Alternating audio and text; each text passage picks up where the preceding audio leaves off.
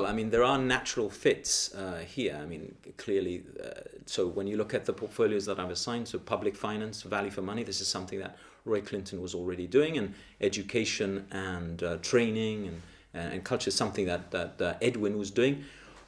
There's also, I think, in my mind, the fact that you're designing portfolios from the opposition benches and not from the government benches. So some people are getting portfolios, for example, that they would have got, they're getting in opposition, but they probably wouldn't have had in government. And I mean, that's the case, I think, with part of the load of Damon, for example, and his portfolio is quite wide. It's a portfolio that he had before the election, and we're carrying that forward because I think he was quite effective with that. And then in terms of new candidates, I've spread those responsibilities in the way that I thought it made sense in terms of the candidates that were elected. Keith Azopardi will continue to tackle post-Brexit issues, European and international affairs, as well as constitutional reform, the public service and the economy. Damon Bossino will be responsible for housing, lands and transport. He'll also tackle shipping and the port and civil aviation. No surprises with the responsibilities allocated to Roy Clinton. He'll continue looking at finance and value for money. This includes public finance, the savings bank, financial services and gaming. Edwin Reyes takes on education, employment and culture, as well as broadcasting and sport. Newcomer Joelle Ladislaus takes charge of two big portfolios, health and justice. She'll also monitor the uniformed services, police, fire, customs and borders and coastguards. Craig Saccarello has been assigned business, trade, industry, utilities and community. His responsibilities encompass postal services, telecoms and inward investment. The government has allocated constituency portfolios.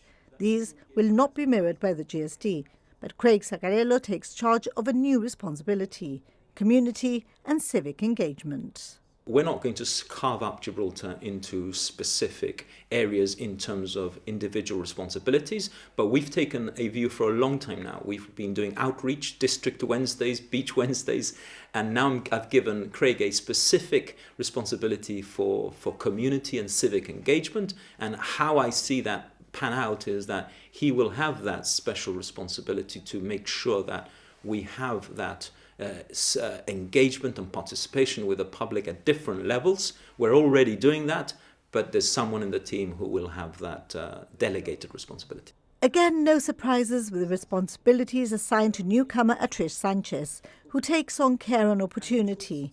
This includes elderly residential services, drugs, special needs and disabilities. And the youngest Member of Parliament, Giovanni Origo, takes on environment, tourism, youth and equality. His responsibilities will also include civic pride. We were a swing of 150 votes away from achieving the change that I thought so many people wanted. Clearly, we've been given a very specific role by the people of Gibraltar, which is to from the opposition benches to continue our work. That's what we're going to do. It's a 9-8 scenario. It was a very, very tight election. We've come a long way since the last election when a lot of people wrote us off, and we will continue our work. And that's what the GSD will do. You say when a lot of people wrote you off, what's next for Keith Azopardi as leader of the GSD? Well, look, I mean, I think we've got to reflect on where we've come from. You know, when I took over this party, I wasn't even in Parliament, and I led the party into the 2019 election. I was the only leader in the 2019 election that wasn't in Parliament. So it was a really tough ask. We had 5 MPs. People wrote us off. People wrote me off.